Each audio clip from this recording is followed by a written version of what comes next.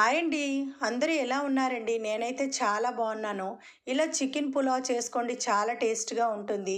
Mixie జార్‌లోకి అల్లం, వెల్లుల్లి, బిర్యానీ ఇంగ్రీడియెంట్స్, ధనియాలు, గసగసాలు, పచ్చి కొబ్బరి, నీళ్లు వేసుకొని పేస్ట్‌లా చేసుకోవాలి.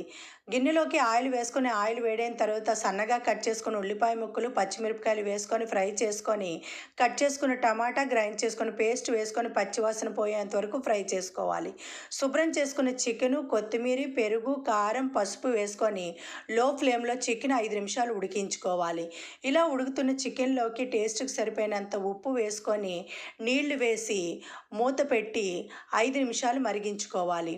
ఇలా మరుగుతున్న ఎసట్లోకి కడిగి ఉంచుకున్న బాస్మతి రైస్ వేసుకొని హై ఫ్లేమ్లో 5 నిమిషాలు ఉడికించుకొని ఇలా పెనం పెట్టి 20 నిమిషాలు లో ఫ్లేమ్లో ఉడికించుకోవాలి. అంతేనండి, చికెన్ పులావ్ రెడీ అవుతుంది. చాలా చాలా టేస్ట్‌గా ఉంటుంది. మీరు కూడా ఒకసారి